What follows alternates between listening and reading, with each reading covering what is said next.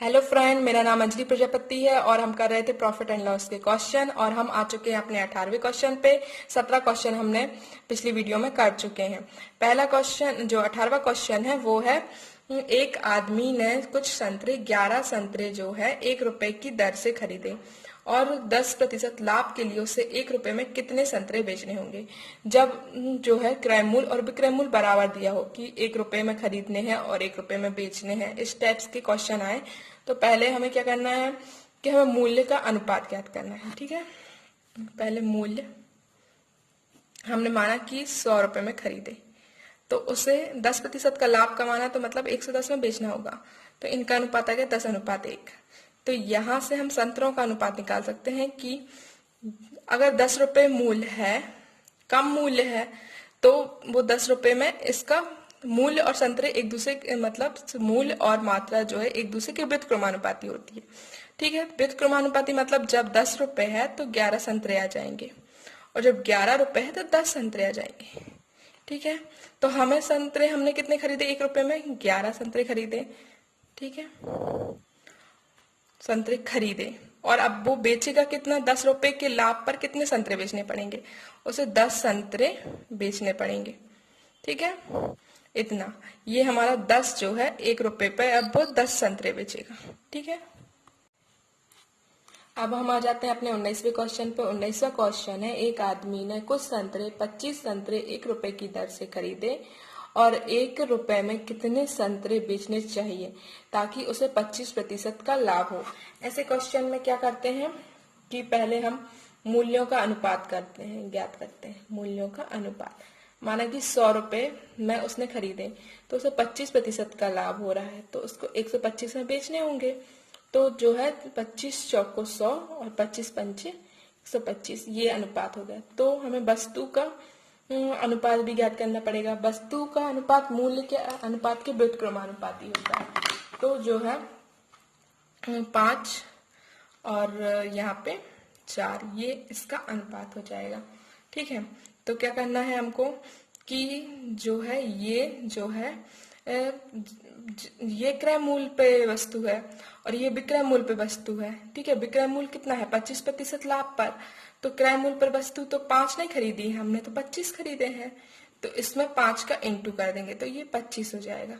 तो इसमें भी 5 का इंटू करना पड़ेगा तो 20 हो जाएगा। ये हमारा आंसर हो जाएगा कि उसे 25% का लाभ कमाना तो उसे 20 संतरे भेजने पड़ेंगे। 1 रुपए में 20 संतरे बेचने पड़ेंगे अगर 25% का लाभ कमाना है तो। हम आ जाते हैं अपने 20वें क्वेश्चन पर। 20वां क्वेश्चन है, 1 रुपए में 32 संतरे बेचने पर एक आदमी को 40% की हानि होती है और 20% का लाभ कमाने के लिए 1 रुपए में उसे कितने संतरे बेचने पड़ेंगे। तो इस टाइप के क्वेश्चन में हम मूल्यों का पहले अनुपात ज्ञात कर लेते हैं। माना कि मूल्य 100 रुपए है तो उसे 40% की हानि हो रही, मतलब वो 60 रुपए में बेच देगा और अगर उसको 20% का लाभ कमाना तो उसको 120 में बेचना पड़ेगा। तो हम क्या करेंगे, 40% की हानि पर और 20% की हानि 20% के लाभ का जो है अनुपात ज्ञात कर लेंगे, 1:2 आ जाएगा। तो हमारी वस्तु का अनुपात इनका उल्टा होता है तो वस्तु का अनुपात 2:1 हो जाएगा। मतलब 60% की हानि पर जो 2 वस्तु बेची जाती है और 20% के लाभ पर 1 वस्तु बेचेगा। पर 60% की हानि पे तो 32 संतरे बेच रहा है ना, तो ये 2 इज इक्वल टू करना पड़ेगा 32 के। तो 32 के इज इक्वल टू करना पड़ेगा तो 16 का इंटू करना पड़ेगा। यहाँ पे भी 16 का इंटू हो जाएगा। मतलब अगर उसको 20% का लाभ कमाना है तो 1 रुपए में 16 संतरे देने पड़ेंगे। ये हमारा आंसर हो जाएगा। अब हम आ जाते हैं अपने 21वें क्वेश्चन पर। 21वां क्वेश्चन है, 40 रुपए में 45 संतरे बेचने पर एक आदमी को 20% की हानि होती है। 20% का लाभ कमाने के लिए 24 रुपए में कितने संतरे बेचने पड़ेंगे। तो इस टाइप के क्वेश्चन के लिए पहले हम 24 रुपए पे संतरे नहीं निकालेंगे कि 24 रुपए में कितने बेचने पड़ेंगे। पहले हम 40 ही रुपए में निकालेंगे, फिर कितने बेचने पड़ेंगे, फिर 40 से फिर हम 24 रुपए के निकालेंगे कितने संतरे बेचने पड़ेंगे। तो मतलब 40 रुपए में संतरे और हमें 40 संतरों का क्रय मूल्य और 40 संतरों का विक्रय मूल्य ज्ञात करना है। तो ऐसे में क्या करते हैं, हम पहले जो है मूल्यों का अनुपात ज्ञात कर लेते हैं। पहले 100 था पर 20% की हानि हो रही तो 80 रुपए में बेच देगा। 20% का लाभ हो रहा तो 120 में बेच देगा। तो इनका हम अनुपात ज्ञात कर लेंगे। 4 दूनी 8, 4 तिया 12, 2:3। फिर इससे हमारा वस्तु का अनुपात क्या हो जाएगा? 3:2। ठीक है। तो फिर क्या करना है कि ये जो है 40 रुपए में, जब रुपए में 3 संतरे बेचता है तो 20% की हानि होती है। 40 रुपए में जब वो 2 संतरे बेचता है तो उसे 20% का लाभ होता है। पर यहाँ पे तो वो 40 रुपए में 45 संतरे बेच रहा है। तो इसको हम क्या करेंगे? 45 बनाएंगे तो 15 का इंटू कर देंगे। इसको भी 45, इसमें भी 15 का इंटू कर देंगे तो 30 हो जाएगा। मतलब 40 रुपए में 45 संतरे बेचने पर जो है 20% की हानि हो रही है, और 40 रुपए में 30 संतरे बेचने पर 20% का लाभ हो रहा है। तो 40 रुपए में कितने संतरे बेच रहा है? संतरे बेच रहा है, 30 संतरे बेच रहा है।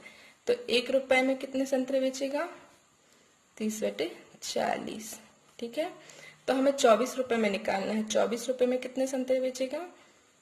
तो 30/40 इंटू 24। 4 कम 4, 4 6 24।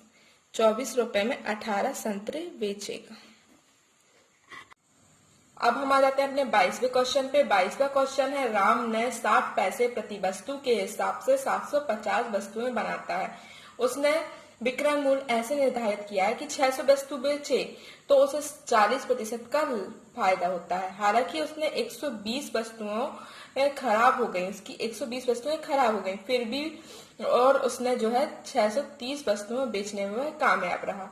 तो कुल खपत पर वास्तविक लाभ प्रतिशत ज्ञात करना है। तो इसमें हम क्या करेंगे कि पहले हम निकालेंगे क्रय मूल्य, सीपी निकालेंगे 750 वस्तुओं का, और एक वस्तु का जब 60 पैसे है तो 700 का 60 से इंटू कर देंगे, पर ये पैसे में आएगा तो हम इसमें 100 का कर देंगे जिसमें रुपए में आ जाएगा, और इसका इसमें इंटू करेंगे तो आ जाएगा 5 छक्का 30 की 3, 6 छिंग 36, 42 और 3 45। 450 रुपए हमारा सीपी आ गया। फिर उसे 40% का फायदा होता है, तो 40% का फायदा सीपी पर निकालते हैं। फायदा तो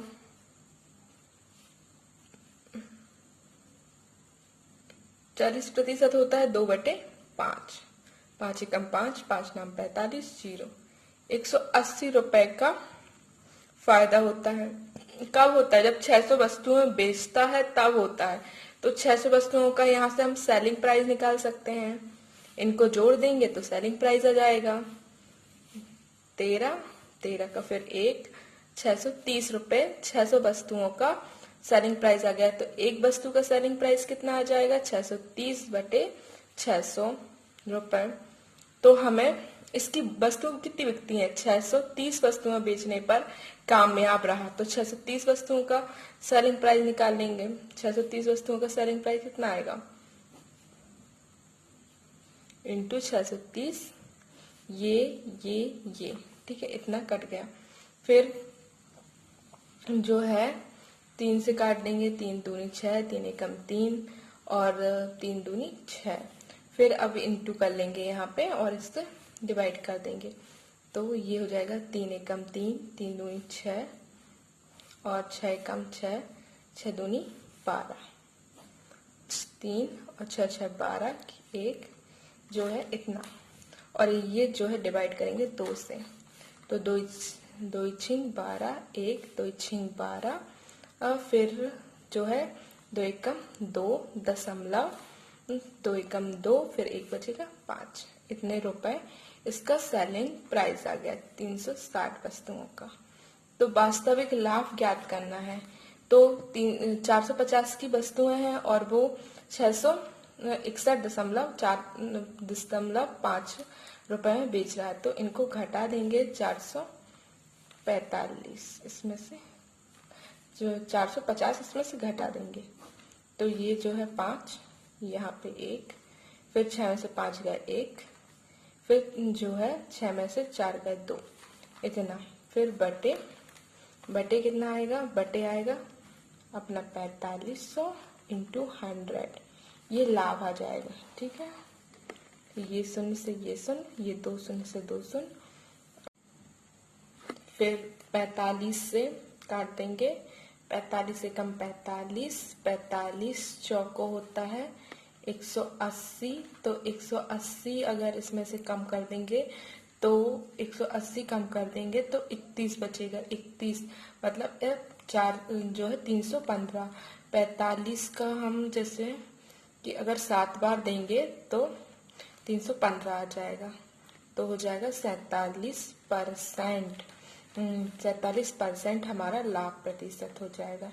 ये हमारा आंसर है।